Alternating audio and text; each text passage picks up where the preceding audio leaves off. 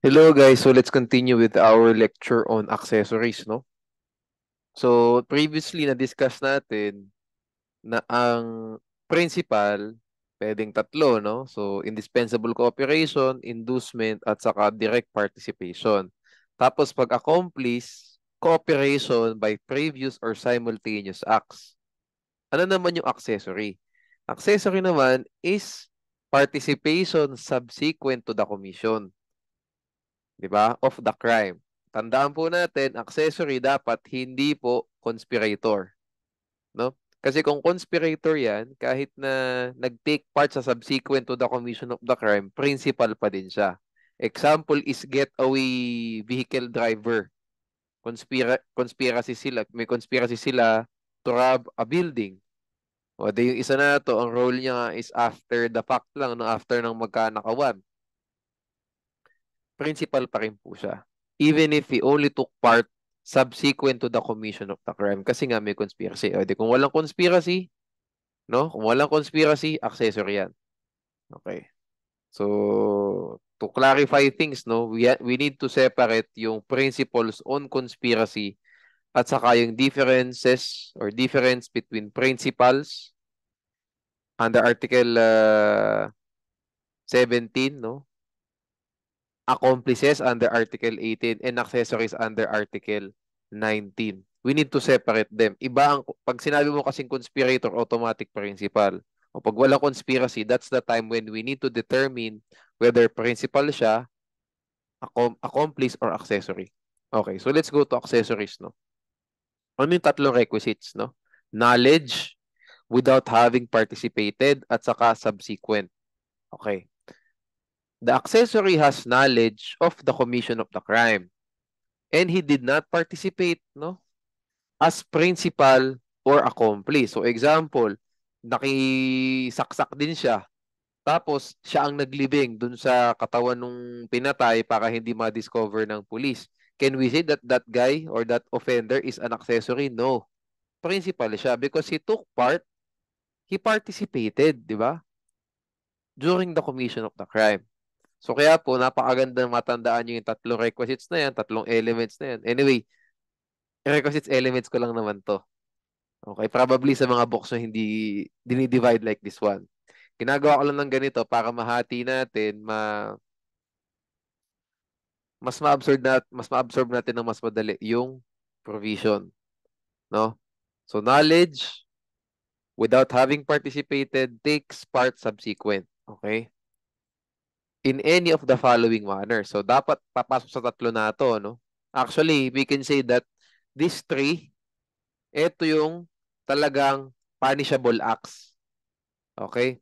Itong unang tatlo na to, ito yung mga requirements bago nating tingnan yung punishable acts. So kahit na may punishable acts yan na nakakita sa facts pero hindi naman siya papasok dito, wala pong criminal liability. Okay, so ano yung mga punishable acts no under Article 19? Profiting, tandaan natin ha, destroying, saka escape. Ganun lang kasimple. Profiting, destroying, escape. Okay. Unahin natin yung profiting. Profiting themselves or assisting the offender to profit by the effects of the crime. Nanakaw, ibinenta yung ninakaw. No? Siya yung siya yung sabihin natin nakanakaw ng ginto o para maibenta yung ginto na yun o yung relo na nakuha, siya yung hinanap, maibenta, accessory siya. By concealing or destroying the body of the crime or the effects or instruments thereof in order to prevent its discovery. Huwag na nating pahirapan yung sarili natin sa mga corpus delicti, kung body of the crime, effects or instruments, no need na. Kasi, papasok naman dyan talaga eh. No? Napakasimple. Sa isang homicide case, o the instrument mo yung murder weapon, pwedeng pumasok sa effects yung damit nung napatay kasi kung puro dugo. Lahat yan, no? Body of the crime in a homicide case, di ba? Hindi naman daw all the time yung katawan nung napatay eh. Kasi body of the crime means corpus delicti. What is corpus delicti, di ba? May dalawang requisites ang corpus delicti. Hindi ko na nilagay pala dito. May dalawang requisites yan under under remedial law. No? So isa is proof that there was a crime committed and someone is probably guilty thereof. Ganun lang kasimple yun, no? Huwag na natin pahirapan pa kasi hindi naman ganun dapat ka-technical yung pang-remedial law na lang yun, yung corpus delicti. For criminal law, focus na lang kayo dyan. O, pag may na-destroy, sinira, para makonceal yung crime, basically, para maitago yung krimen, o yun, pwede siyang maging accessory. Ganun lang kasimple yung kahit saan papasok mo dyan sa body effects instrument. Hindi na natin kailangan pahirapan pa. Okay? So, assisting in the escape, kung matatanong kayo dito kayo tatanungin kasi very technical yung provision sa assisting in the escape. So, shelter niya, no? Conceal, tinago niya, assisting, tinulungan niya upang makatakas yung principal. Tandaan natin, pag nag-assist siya sa escape ng accomplice, hindi siya accessory. Ganun dapat ganun dapat delicate yung pagbasa natin ng provision. Okay? O, so pag kapag escape of an accomplice, no accessory. Pwede ka sigurong pumasok dyan na criminally liable under special penal laws like obstruction of justice. Pero for purposes of the revised penal code, walang criminal liability. Okay? So escape of a principal, ha? Okay. So ano pa yung mga kailangan nating mapatunayan other than that? So pag dito ka papasok sa escape, no? 1, 2, 3. Fourth itong assisting in the escape, tapos ito pa yung 5. So 5 kailangan mong tingnan. Okay, so ano yun? Provided that the accessory acts with abuse of his public functions. Hindi ito masyado nagagamit. No? Hindi ito masyado nagagamit. Pwede siguro, halimbawa, politiko, killer. No? Tinago niya sa ano. Pero we cannot say that din naman. Alam niyo kung bakit hindi naman niya inabuse yung public functions niya eh. Di ba? Sabihin natin, o yung mayor, merong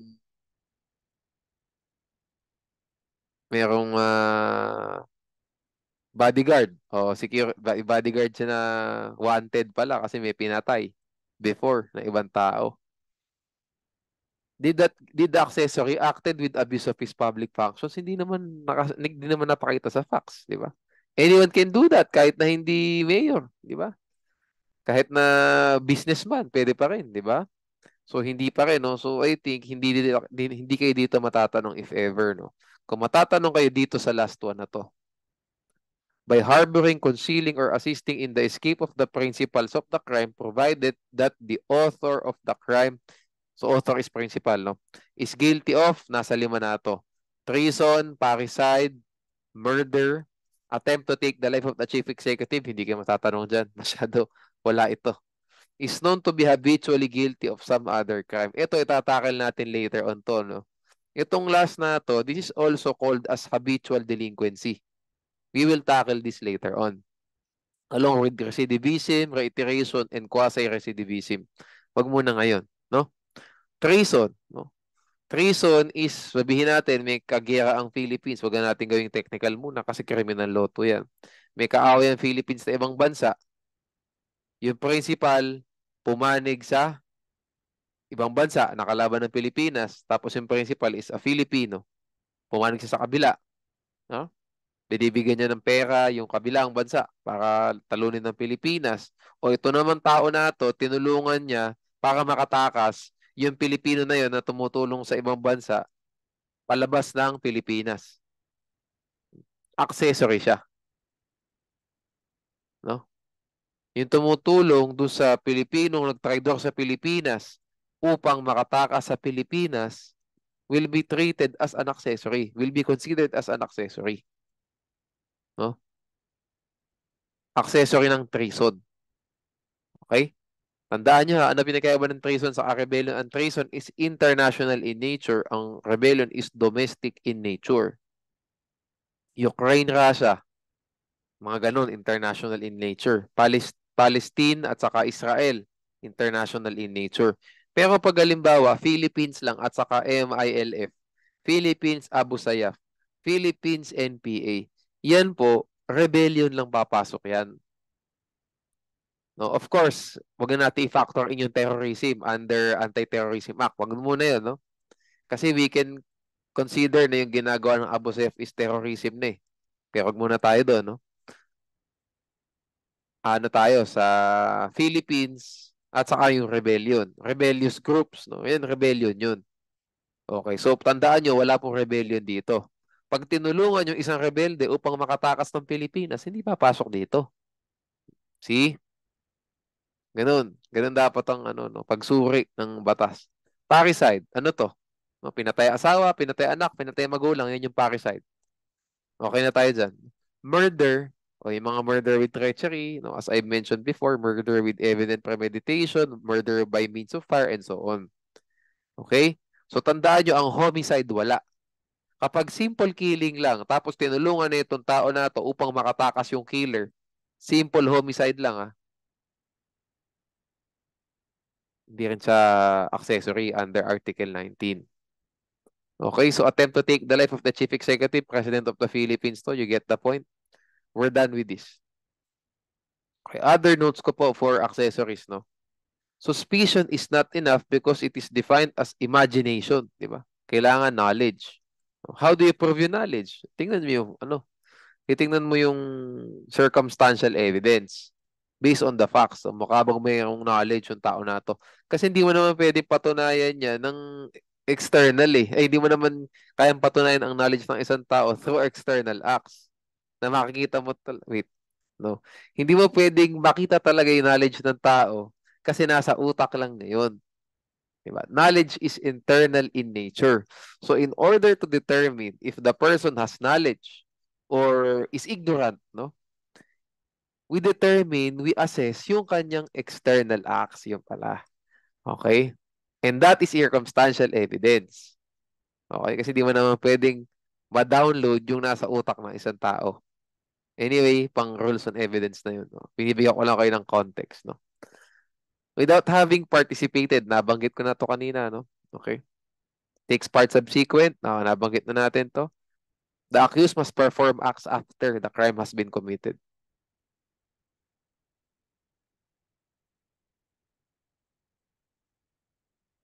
Ito pala, nagdagdag ako ng konting twist, no? Pwede pong magkaroon ng accessory to an attempted felony. Pwede pong magkaroon ng accessory to a frustrated felony. Pero hindi po pwede magkaroon ng accessory to a light felony. So tandaan nyo, tatlo yan. Graveless, grave light, consummated, frustrated, attempted, at saka principal accomplice accessory. So ang accessory, hindi pwede magkaroon ng accessory pag light felony, like slight physical injuries. No? So huwag nating tayong maguluhan, no? So pwede pong magkaroon ng accessory sa attempted homicide. Okay?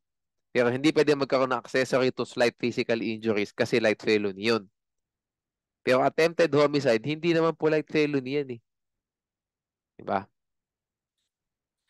Okay. Let's move, no? Yung, I think, kung nilagay ko rito yung Anti-Fencing Act, wag muna natin itackle. No? Just read this through kasi special penal law ito, no? So, masyadong gugulo at saka obstruction of justice. Just read them through. Pero for my discussion, gusto ko sana i-focus muna yung revised penal code kasi doon naman talaga kayo tatanungin. Kung magkakaroon ng midterms, magkakaroon ng finals, doon kayo tatanungin sa revised penal code. Okay? Anyways, balik tayo ulit dito. No? Nasabi ko na rin to na dapat principal, hindi accomplice, no? There are two classes. Yung isa, public officers, di ba? Abuse ng kanyang authority. Sabi ko sa inyo, hindi na masyadong matatakel yan. No? At saka isa, private persons. Pag private person, specific po tayo sa criminal act na ginawa ng principal. Di ba? Pwede treason, hindi pwede rebellion. Wala no, pag rebellion. Sedition, ganun din. We will tackle mga sedition and later on na lang sa crime 2. Homicide, di pwede. Murder at saka parricide, pwede. Physical injuries, malamang hindi pwede. And so on. Okay? The accessories liability is subordinate and subsequent to the principal and or accomplice. No? If the court ruled that the principal did not commit any crime, the accessory also did not commit any crime. Diba? Kasi wala namang, the accessory could not have helped could not have helped the principal in the escape. Since the principal did not have to escape in the first place kasi wala naman siyang crime na kinumit. Diba? So it's just ano no logic no. However, can an accessory be convicted? No? If the principal is acquitted, yes. Sabihin natin the principal is insane. Di ba? Minority. Itinago yung anak para hindi makita ng pulis kasi madadali anak sa DSWD. Sa Boys Town, mga ganyan. No? Kasi syempre may pinatay siya. Murder, sabihin natin. Can the person who concealed, who assisted in the escape of the child, offender, no? Pwede ba nating sabihin accessory siya? Yes. No? The accused can be held liable as accessory, no? Even if the principal charged with murder died before trial or is at large. Why? Meron po tayong multiple reasons for this one. First is, despite the death of the principal, the prosecution can still prove the commission of the crime charge, no? As to the accessory. Siyempre, dun sa principal, dismiss na yung kaso with respect to him kasi patay na eh. Diba? Kapag at large yan, hindi po tatakbo ang kaso. Ang mangyayari po sa kaso na yan, ma-archive po. If the principal umalis, nagtago before arraignment. Masyado ng interplay na ito ng Constitu. Pag ang principal nagtago, after niyang ma-arraign, after niyang mabasahan, after niyang masabing not guilty, tatakbo po ang kaso. Walang problema. O pag yan nagtago yan, simula pa lang, no? Nasa piskal pa lang yung kaso, natakot na, nagtago na. Ma-archive po yung kaso as to him. Okay? Hindi tatakbo yan. Tatakbo lang yan pag nakita na siyang muli. Okay? So, yan, no? Anyway, so sabihin natin, sa patay na lang, namatay yung principal during the pendency of the case, no? Even if the principal dies, no?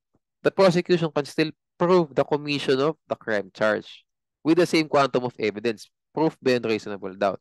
Diba? And the participation in it of all the persons named in the information. That's why, pag namatay ang principal or tumakas ang principal, hindi po kasali yung acquittal o yung extinction ng criminal liability and accessory. Okay? The second reason is the accessory is still accorded the opportunity. So first reason is kaya pa naman patunayan ng prosecution. The second is the accessory is still accorded the opportunity to present evidence in his behalf. Okay? Okay na tayo dyan, no? Ito, just read this through, no? Nilagay ko na ito kasi para din sa ano, no? Para sa mga criminal law review. No? For ano, para sa lahat, no? Para hindi tayo ma-drown sa information so that we can make the main thing, which is yung Article 19 muna. Huwag muna natin itackle. Just read it, no? You have the reviewers naman. Yung mga interplay between Crime 1 and Crime 2. Okay? Next tayo. Who are exempted from criminal liability under Article 20 as related to Article 19? So, yung mga relatives. Spouse, ascendant, descendant, legitimate, adopted, and natural brothers and sisters. So, ulitin natin, no? Relatives with affinity within the same degree. So, ang brother-in-law, favorite ko to, di ba? Brother-in-law, half-brother, half-blood brother, full-blood brother, yung mga yan, adopted brother, no? Yung apat po na yan, exempted from criminal liability under Article 20 as related to Article 19. Pasok po sila. They are considered as relatives. Pero pag stepbrother, di ba? Strangers. No? So, hindi sila exempted from criminal liability. Ang tawag po dito, absolutory cause. No? Okay. How can these relatives be exempted? No? Dapat po, ang ginawa nilang punishable act, no, balik tayo dito, ay yung number 2 at saka number 3. Concealing or destroying the body of the crime at saka yung concealing, harboring, assisting in the escape. Hindi po dapat itong profiting. Why? Because these two, yung destroying yung para ma-prevent yung discovery, sinira yung body of the crime. at saka yung pagtulong sa pagtakas ng kanilang kamag-anak. This is motivated by blood. These are motivated by blood, no? That's why ine-exempt po tayo. Kasi tama naman, ano magagawa? Yung anak humingi ng tulong sa nanay. Aba, walang choice yung nanay. Alam naman din niya tulungan yung anak niya. Diba? So, tutulungan niyang tumakas. No criminal liability under the revised penal code. Pero meron pa rin sa criminal liability under different laws, no? Sa obstruction of justice. No? Pero itong isa, no? Profiting. Tinulungan ng nanay na maibenta yung ninakaw ng kanyang anak. Oh, binenta nila, kumita sila ng 10,000. Sabihin natin na ibenta yung cellphone ng 10,000. Exempted ba from criminal liability yung nanay? Hindi. She is criminally liable because this is motivated by greed. Greed ito, no? Mortal sin ba ang greed? Hindi ako sure. Okay. Yan, no? Dito. Greed ba yun o gluttony? Anyways, o both. Dito sa una, motivated by greed siya kasi that's why this is criminal. This is still punishable even though it was committed, even if it was committed by a relative. Okay? The 2 and the 3, the second and the third, exempted. Okay? Sige.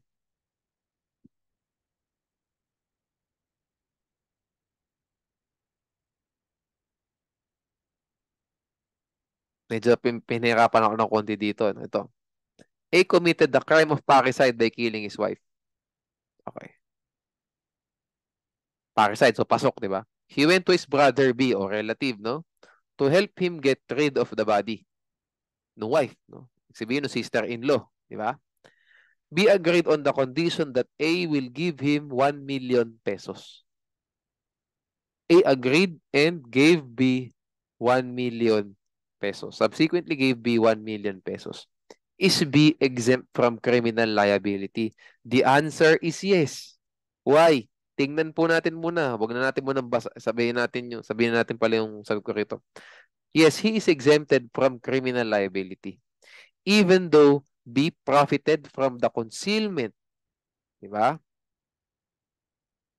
Of the cadaver, of the corpse of the wife. The profit was not derived from the effects of the crime of parricide. Okay? He is exempted from criminal liability. Basahin natin ulit, no? Baka medyo nalabuan tayo. Basahin natin ulit yung mga specific acts dito sa taas. By profiting themselves or assisting the offender to profit by the effects of the crime. Okay? Si B po dito, hindi siya nagkaroon ng 1 million dahil ibinenta niya yung effects ng crime of parricide. Hindi naman niya binenta yung katawan ng wife eh. Ang ginawa nila, itinago niya yung katawan ng wife, ng kanyang sister-in-law, at saka siya binigyan ng pera. Diba? Ito pong profiting, no? Ibebenta mo, ang konteksta nito, ibebenta mo yung nakuha nung principal. Diba? Tapos yun, ibinenta mo, binigyan mo sa kanya yung pera o naghati kayo, may komisyon ka. Yun ang accessory. Pero yung hihingi ka ng pera upang matulungan mo ang iyong kapatid na maitago yung krimen na kanyang ginawa. Letter B yan. Whether may pera na involved o wala, o dahil mahal lang niya yung kapatid niya, tutulungan niya. Whether ganun o may kasamang pera yan, it doesn't matter. Exempted from criminal liability yung brother si B. Okay? Tandaan nyo ha, paano bang nagkaroon ng bigayan ng pera? No? May ibinenta ba? Ganun na lang kasimple. May ipinabenta ba? Hindi pala may binenta. May ipinabenta ba? Or, another is halimbawa, bigyan mo ako 1 million, tutulungan kitang tumakas. Binigyan ng 1 million. Is there criminal liability sa kapatid? Wala pa din. Kasi dito yun, assisting in the escape. See? Pag binente katawan ng wife, at saka tayo may problema dyan. Binenta yung katawan, binenta yung, no? Ayun ang dito papasok yan. No? But that's absurd, no? Sige. I think you get the point, no?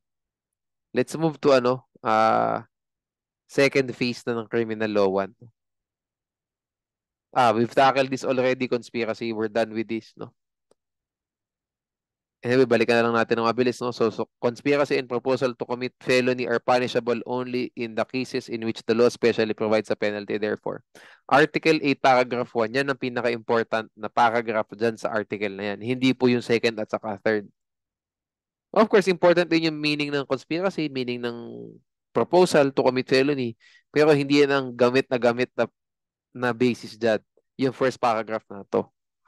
This justifies bakit ang conspiracy to commit homicide is not a criminal act. Kasi it's not special, because the law does not specially provide a penalty for conspiracy to commit homicide. Ganun lang kasimple.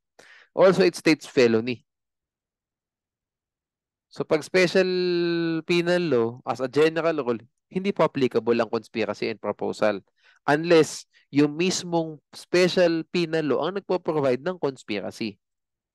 Ito ba't na Human Security Act pa to? Anti-Terrorism Act na. Kaya po Human Security Act to kasi yung reviewer ko na to, ginawa ko bago yung Anti-Terror Act. No? Hindi ko pa nabago.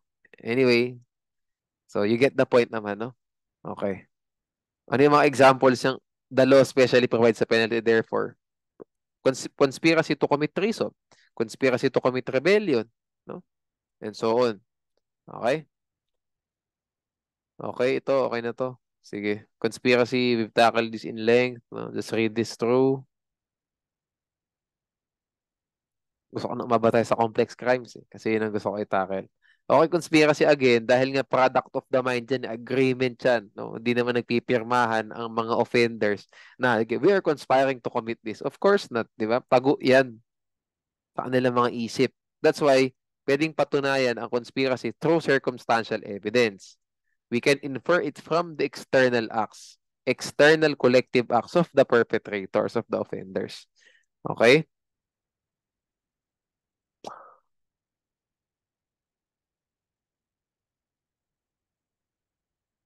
Sa proposal, it is not necessary that the person to whom the proposal was made agrees to commit the crime. Kasi pag nag-agree yan, edi conspiracy na yan, di ba? O, ibahin din natin to, no? Ibahin natin yung proposal, conspiracy, at saka mere concurrence to a criminal resolution. Pag proposal, pinapose ng isa doon sa isa. Pwede na maging criminal liability yun, pwedeng hindi. As a general rule, hindi. Kasi as ordinarily, wala namang the law does not specially provide a penalty for proposing something. Unless treason yan, no? Rebellion, and so on. Okay? O, nag-agree na sila. No? Tinapose, tandaan nyo, who was decided. Ibig sabihin na salitang who was decided, serious siya. The person must have the resolve to commit a felony. So, revised penal code din, no? Hindi pwedeng biroan lang. Okay? Hindi pwedeng biroan. Hindi pwedeng made in jest. Dapat serious proposal. Okay? Proposes its execution to some other person or persons. Okay. Pinropose niya kung paano gagawin, and so on. Okay? Nakita niyo yung pagkakaiba? Pinropose niya paano gagawin. Talagang decidido na siyang papatay niya si ganun. This other person agreed. Di ba? Nag-conspire na sila. Then they decided amongst themselves paano anong date, mga ganyan, paano no? Basically sa I don't know if you've watched this, yung La Casa de Papel, no? Yung Money Heist. Si Professor, proposal yun. No? Pinapropose niya paano makakommit. O itong mga other criminals na to, conspirators yan. Kasi they agreed to this proposal eh. Paano nilang gagawin, ano ang mga parts nyo, nila Denver, nila Tokyo, and so on. Sino pa ba yun? Si Bogota. Yung ganyan pa eh. Berlin. Diba? Sikat si Berlin. O yan. Lahat sila conspirators. Ngayon, pag kumuha sila ng goons, tulong kayo sa amin. Once they've already concocted, no? They already created ano ang role ng isa't isa. paano ang delivery, paano ang pasok ng ano, pasok sa building ng gobyerno and so on. They've already agreed tapos kumuha sila and this person concurred to the criminal resolution of Denver, professor and so on. Accomplice sila. They're just cooperating. They concurred to the criminal resolution of these main characters, basically yung mga yung mga protagonists, no? Sumali sila doon, accomplice sila. Ang exemption niyan is if this person who merely cooperates, yung kino-cooperate niya indispensable, without which the crime would not have been committed. If that is the case, kahit na nag-concur lang siya, kahit na nag-cooperate lang siya, hindi siya naging direct participant to the crime, di ba? We can still consider him as a principal. Principal by indispensable cooperation. O if this accomplice cooperated, dispensable lang yung cooperation, accomplice lang siya. See? That's how it works. Okay? Sana po maayos, no? So ito lahat, si Denver, yung si Bogota, si Manila, may Manila pa, no? Si Berlin, si Tokyo, sino ba yung namatay, si Nairobi, yung mga yan. Lahat yan, conspirator sila. Okay, principal sila lahat. Huwag yun ang sasabihin, direct participant sila, inducement, no na. Principal sila by conspiracy. Principals by conspiracy. Sana po malinaw. Okay? From the proposal to the conspiracy to the mere concurrence. And concurrence with indispensable cooperation. So, apat na tiers. Diba? Ganun. Sana malinaw. Okay? Okay, doon na tayo, no? Recidivism, reiteration, habitual delinquency, at saka quasi-recidivism. What is recidivism under Article 14 of the Revised Penal Code, no? A recidivist is one who at the time of his trial for one crime shall have been previously convicted by final judgment for another crime which is embraced in the same title of this code. Saan kayo usually tatanungin dito? Dito sa last clause na to. Dito po nagkakatalo lagi. Sa embraced in the same title of this code. Okay? So, isa-isahin natin, no? At the time of his trial for one crime, includes everything that is done in the course of the trial, from arraignment until after the sentence is promulgated by the judge in open court. Okay? So, sa lahat, no? Okay. Hence, if the previous conviction became final and executory before the judgment is rendered in the new felony, there is recidivism. Okay. However, there is no recidivism if he was first convicted by final judgment for the second felony that he committed, di ba? Than the first felony that he committed. So, ibig sabihin, mas mabilis na resolba yung second felony committed dun sa first felony committed. If ganun na nangyari, wala pong recidivism pag later on na-convict siya dun sa first felony that he committed. Okay? Sabi yan, People versus Baldera, no? Pero halimbawa, first felony committed, convicted. Second felony committed, convicted. Diyan po magkakaroon ng recidivism. Okay, so previously convicted by final judgment for another crime means a final and executory judgment. Hindi lang sa judgment ng RTC. But dapat, lapse na po yung appeal period. O doon, final and executory na. Pasok na tayo dito sa clause na to. And then later on, meron pang isang pending case at saka nagkaroon ulit ng judgment of conviction. And this judgment of conviction, of course, naging final and executory din. Kasi pwede pa namang i-appeal yan. Hanggat na-i-appeal pa, di ba? Wala pang recidivism. Di ba? So basically, dalawang judgment, hindi naman dalawang judgment. Pero may isa, at least may isang judgment, no? Pero of course, bago makakulong yan doon sa second crime, yung tao na yan, di ba? Kailangan may judgment dito sa second crime. Ilang naman ang point ko. Pero I think sa facts, pag tinanong kayo dito, hindi na ipakikita yung second conviction. Itatanong na lang sa inyo kung pwede ba siya maging recidivist dun sa second case. Yan lang itatanong sa inyo.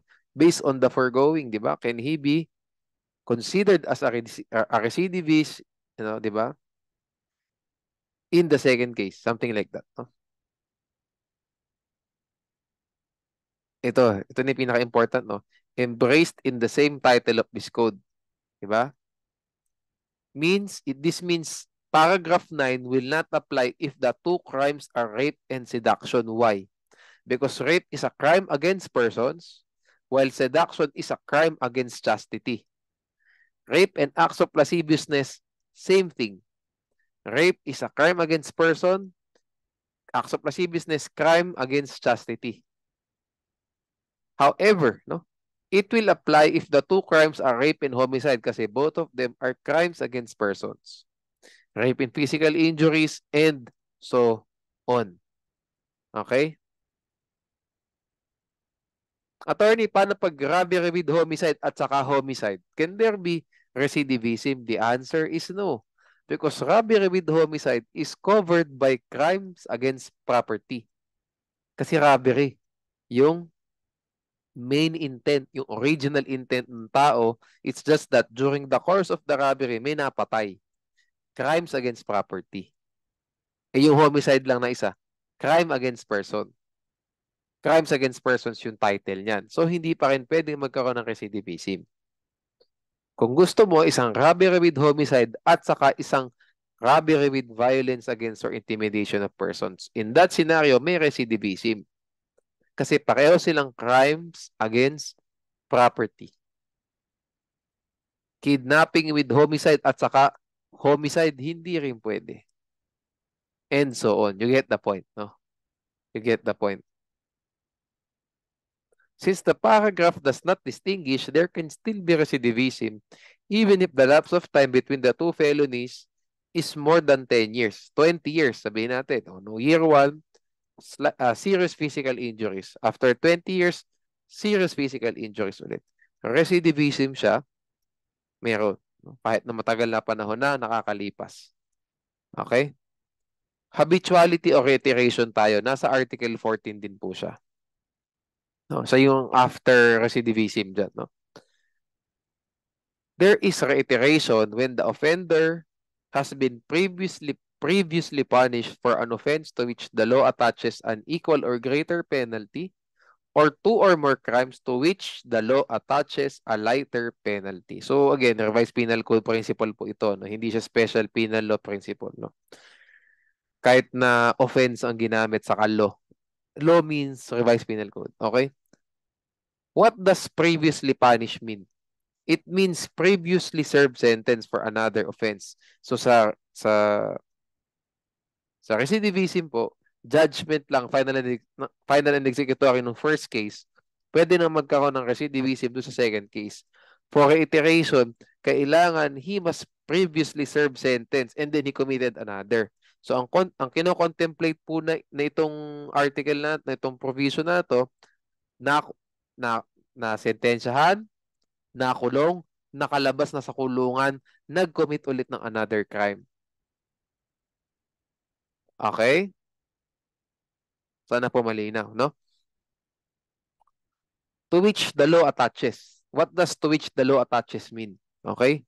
It means the penalty prescribed for the offense, not the penalty actually imposed. So pag homicide, dahil may privilege mitigating circumstance, for some reason, yung reclusion temporal, naging prison mayor na lang o prison correctional na lang. Hindi po yun ang itatakil natin. Hindi po yun i-consider natin. I-consider natin, what's the penalty prescribed by law, which is reclusion temporal, without considering muna yung mga modifying circumstances na yan. Okay? So, natakil na natin salitang previously punished, natakil na rin natin yung salitang attaches. So, tandaan natin na pag equal or greater penalty, one lang is enough. Pag lighter penalty, sabihin natin nung una, homicide. So, homicide, reclusion temporal. Tapos yung next, theft lang. No? Depende sa preso nung ninakaw, sabihin natin, aresto mayor lang. Dapat nakadalawang theft. Pag isang theft lang, walang reiteration. Okay? By the way, no, I would like to mention this one, no. Pag po may isang set of factual circumstances, hindi po pwedeng may reiteration na, mayroon pang recidivism. You have to pick one or the other. Tandaan niyo po yan, ha. Okay? So sabihin natin, tawag dito. Sabihin natin, homicide, na convict, final judgment, final executory judgment, nakakulong, nakawala. After 5 years, pumatay na naman ng tao, homicide na naman, na-convict, nasintensyahan, nakakulong. Pili ka kung ano sa dalawa.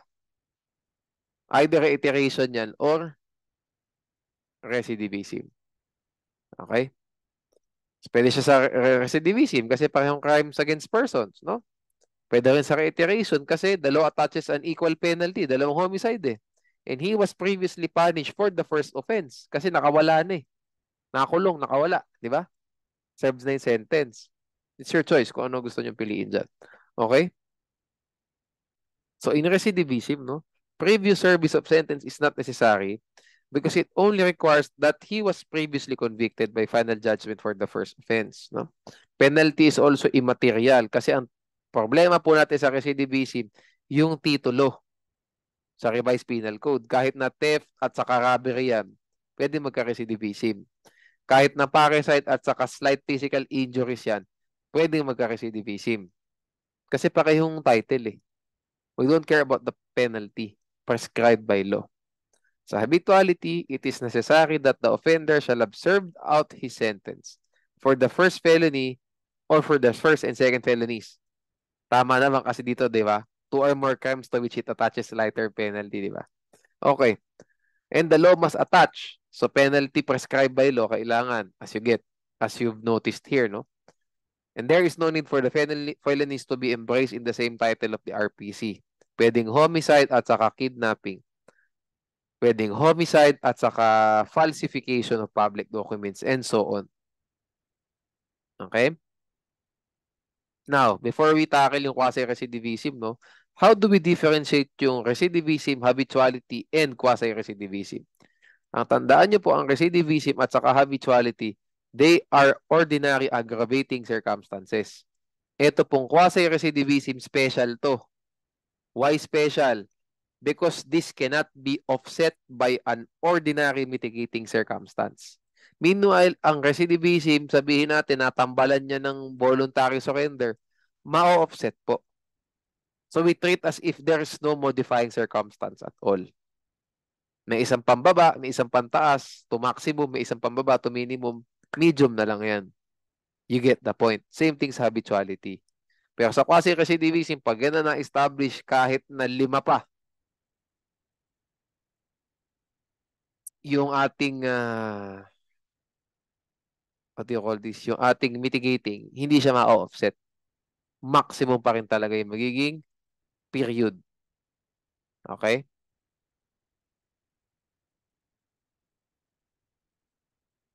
How can there be quasi-recidivism, no? Okay, so sa quasi-recidivism, no, how does this happen, no? Any person who shall commit a felony after having been convicted by final judgment, no, before beginning to serve such sentence or while serving the same, no, shall be punished by the maximum period of the penalty prescribed by the law for the new felony. So sabi po dyan, shall, no? That means, as I said, special aggravating yan. So, ibig sabihin, hindi pwedeng hindi maximum period yung magiging penalty despite the presence of other ordinary mitigating circumstances. Okay. So, bigyan po natin ng konteksto, no? How does this happen? No? Sabihin natin na convict siya for serious physical injuries. Okay? Convicted by final judgment. So, ibig po sabihin na ito, final and executory judgment. Ulit, before beginning to serve such sentence, so ibig sabihin, nahatulan na siya, final and executory, tapos, dadali na siya sa bilibid. Before beginning, nadali siya sa bilibid, may pinatay ulit. Ganon, no? Or, habang nasa loob na siya ng bilibid, may pinatay siya sa loob. So yung pagpatay niya na yun na bago. Yung una pala serious physical injuries, no, pumatay siya.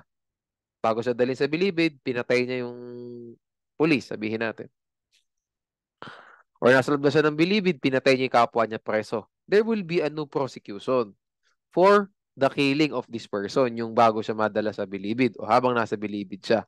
Dito sa new felony na to, later on, ang magiging tatawagin siyang quasi-recidivist.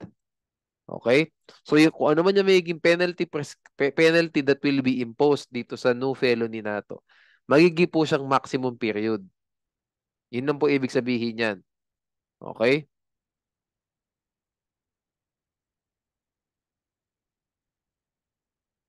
No, is the convict a quasi-recidivist if he commits another crime after escaping from prison? No. Paano pag halimbawa, nahatulan, final and executory, dinala na sa loob, sinaserve na yung sentence, nakatakas, pumatay ng tao sa labas ng bilibid. Meron bang quasi-recidivism kung mahuhuli siya later on dun sa new felony na kinumit niya, na pagpatay niya sa tao sa labas? No. Kasi he was not serving his sentence at the time that he killed this person because he was an escapee, nakalabas sa preso. So hindi. See, ganun lang po ka ano yan. Ganun ka technical, no? Okay. Habitual delinquency tayo, no? Kung matatanong kayo dito actually, ang pinaglalabasan po ng tanong dito sa apat na to lagi, no? Recidivism or habitual delinquency lagi. Yung quasi-recidivism at saka reiteration, good to know, pero hindi talaga sila yung basis lagi ng mga tanong, no? Ng mga magiging sagot nyo. Recidivism at saka habitual delinquency po yan. Okay? There is habitual delinquency when a person, so medyo mahirap to, no? Within 10 years from his last release or last conviction, tandaan niya anim na crimes. Of the crimes of serious physical, less serious physical, robbery, estafa, theft, falsification. Ganun kasimple. 6, is found guilty for any of the said offenses for a third time or oftener. Saan kayo normally tatanungin dyan? Kasi yung ibang mga estudyante, ibang mga examinees, ang usual na problema nyo lagi, yung 10 years. Hindi kayo dyan tatanungin normally. Tinatanong kayo normally dyan, dito. Kung natandaan nyo kung ano yung mga krimen na pasok lang sa habitual delinquency. Diyan kayo matatanong. No? So tandaan nyo yung anim ha. Walang homicide, walang parricide, walang murder, no? Sa physical injury side lang tayo, walang rape, no? Tapos sa crimes against property, robbery, theft, estafa, falsification. Falsification, hindi siya property, no? Okay, so yan. Dalawang persons, tatlong property, saka falsification. Ganun kasimple, no? Simple lang. Pag sinabi niyo robbery, theft, no? Actually, ang theft kasi may dalawang, ano yan, ang theft may dalawang, basically, may dalawang boss yan. Theft sa baba, robbery yung isang side, ang isa niyang boss, estafa. Okay? Bigyan ko kayo ng konting, ano, no, konting background lang para madali tayo. Sabihin natin, theft ang basis. Pag ang theft may violence, robbery ang sagot. Pag ang theft may abuse of confidence, qualified theft. Pero pag may juridical possession, estafa yan. With abuse of confidence. Anyway, masyado nang mahirap yun pag sa crime to. Basta tatandaan nyo, pag nabanggit nyo salitang theft sa habitual delinquency, alalahanin nyo may robbery at saka estafang kasali. Kasi theft, robbery, estafa, robbery and theft, magkaganon. Theft and estafa, magkaganon din. Specifically, qualified theft at saka estafa. No? And falsification po kasi normally kadugtong yan ng estafa. Usually, nagkakaroon ng estafa, nagka-falsify muna ng documents. No? Matatakil natin yan later on sa Article 48 on complex crimes. Anyway, wag na natin pahirapan pa. Basta tandaan niyo yung apat na yan. And then, less serious at saka serious physical injury. So, attorney, pwede bang dalawang serious physical injury saka isang theft? Yes. Kasi isang grupo lang yan eh, no? May habitual delinquency in that scenario. Okay, so theft includes attempted theft, robbery includes attempted theft, attempted robbery, and so on. Okay? Habitual delinquency, no? Typo 2, habitual delinquency applies to accomplices and accessories. Okay? The date of commission, tandaan nyo, is immaterial. Ang hinahanap natin sa 10-year period, yung last release, ibig sabihin, nakawala na sa preso, na-serve niya na yung sentence niya, or last conviction. So, yun yung hatol ng court. Para madali na lang tayo, last release na lang tingnan nyo lagi. Kasi kahit naman mahatulan yan, may extend pa yung period eh. Di ba? Sa last release. Di ba? So, na-convict na, ikukulong na, may extension pa ng period ng 10 years kasi yung last release nga, kailan siya makakawala sa preso. Pakikita ko sa inyo mamaya, meron tayong illustration dito. Yeah, meron tayo dito. Ito. Okay. And so, just read yung mga iba dito. Gusto ko na pumunta tayo doon sa illustration. So, within 10 years from last release or conviction, di ba, of the crimes of your anim, is found to have committed any of the crimes for a third time or oftener. So, tatlo dapat or mahigit pa. Gawa natin ng, ito sa table, no? Ayan. Crime committed. Theft, no? June 1995 siya na-convict, na-release siya July 1996. Okay. Estafa, July 2000 niya na-convict, October 2002 siya na-release. Okay? Less serious physical injuries, so pasok po lahat to, no? Lahat yan, no? Covered lahat, di ba? Theft, estafa, attempted robbery, pasok. Serious physical injuries, pasok. Falsification, pasok. So, hanggang 2033 natin ginawa, no? So, theft, estafa dito. Yan. Within 10-year period ba? The answer is yes. No? Kasi titingnan niyo po yung last release na to, ihahambing niyo siya doon sa date of conviction. Basically, paano? Pa ganun. Kalimutan niya ni date of conviction ulit. Kasi nga na-extend pa siya sa date of release. Yung date of release, titingnan niyo siya doon sa July 2000, hindi sa October 2002. Bakit? Kasi ang sabi po dito, baliktad natin, found guilty for any of the said offenses for a third time or oftener. Ang ibig sabihin po nung found guilty, date of conviction yung titingnan nyo for the next crime. Doon sa unang crime, pwedeng last conviction, pwedeng last release. Kasi nakasulat dyan. Doon sa next crime, ang titingnan nyo, pagkukumparahin nyo, yung last release or last conviction, doon sa date of conviction ng bagong crime. Kasi nga, found guilty. Hindi naman sinabing has served for a third time or oftener. Ang sabi, found guilty. That presupposes na judgment yan. Conviction. May pag-akwita lang ng usapan, di ba? O sabihin natin conviction nga, found guilty, no? Itatambal niyo po yung 1996 sa 2000. So, pasok, 4 years. Tanong, attorney, meron na bang habitual delinquency? Wala. Kasi 2 times pa lang. Second time pa lang. Hindi pa siya third time or oftener. O, attorney, next tayo. Less serious physical injuries. So, date of conviction, October 2008. Date of release, August 2010. O, attorney, meron na bang habitual delinquency? The answer is yes. Pasok eh. O, theft. Pasok. Di ba? Covered siya sa 6 crimes. No? July 1996 yung date of release. Pasok. 10 years ba siya sa July 2000? Yes. Second time pa lang. Di ba? Itong estafa. Tingnan naman natin yung serious physical injury. Saan nyo sa itatambal? Sa October 2002. Itambal nyo sa October 2008. 6 years. More or less. Di ba? Pasok ulit. Di ba? So, nagkaroon na ng third time or oftener, 10 years. Pasok. Ito, 6 years. Ay, 4 years. Ito, 6 years. Di ba?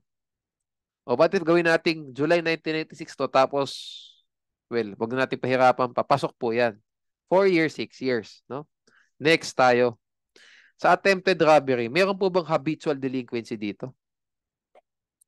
Wala. Kasi August 2010 yung date of release, tapos August 2021 yung found guilty for a fourth time. Yung fourth time niya na conviction, 11 years. So, 10 tayo nagminte sa first requisite. Dito. Ay, dito. Within 10 years from the date of his last release or last conviction. 11 years eh. So, wala na. Okay? O, attorney, tingnan natin ulit. August 2021, nakawala siya sa attempted robbery niya. Sabihin natin, August 2030. Oh. Tapos yung falsification, October 2023, 2033. So 3 taon lang. Attorney, habitual delinquent ba si ano? Itong offender na to? The answer is no. Why? Kasi po, once magmintis na ganyan, 11 years back to zero ang bilang. Okay, so 1, tandaan nyo at F, 1 to. Estafa 2. Less serious physical injuries 3. Habitual delinquency, nakawala siya ng 2010. 11 years to, 1 ulit ang bilang. Physically, back to 1 ka. Kasi kung na-convict siya ng 2019 o 2020, 4 ang bilang, tapos 5 tong falsification. So sa lahat po ng mga senaryo na yan, habitual delinquent siya. Pero dahil nagminti siya, naging 11 years, back to 1. O walang habitual delinquency dito. Eh dito sa falsification, meron ba? Wala din kasi 2 pa lang. Dadagdag ka ng another, sabihin natin, another falsification. Tapos ang date of conviction niya, October 2040, sabihin natin. Meron na ulit. Kasi third na yun ulit. So 1, 2, 3, 1, 2, and then yung third time dito. But since wala yan, wala pong habitual delinquency for this attempted robbery sa falsification. Okay? Sana po malinaw. No? Pero dito sa 1, 2, 3, o sa 1, wala. Kasi once pa lang. Sa 2, wala. Sa pangatlo, meron na. Then wala. Then wala. So once lang nagkaroon dito sa 5 nating instance, sa 5 nating crimes na to, once lang po nagkaroon ng habitual delinquency. Okay? Explanation ko andito na. No? Tinype ko na rito, pero para madali kayo, ginawa ko ng mas casual. No? I explained it ng oral na sa inyo. No? Okay. So habitual delinquency and recidivism distinguished. No? Sa habitual delinquency, the crimes are satisfied, specified. Sa recidivism po, sabi dyan, embrace in the same title. So lahat ng nasa same title, pasok ng recidivism. Habitual delinquency, the 10-year period from the last conviction or last release, di ba? Must be complied with. Tapos naging found guilty siya for a third time or oftener. So sabi ko nga sa inyo, pagtatambalin nyo na lang yung last release at saka yung date of conviction for the new crime. At pasok ba siya sa 10-year period? Okay? Sige. Sa recidivism, no period. Okay? Habitual delinquency must be found guilty for a third time or oftener. Sa recidivism, second time lang. Okay? What's the effect? Ito pinaka-important. Well, important naman lahat, pero ito talaga yung effect, no? Habitual delinquency, ang effect is magkakaroon ng additional penalty of imprisonment.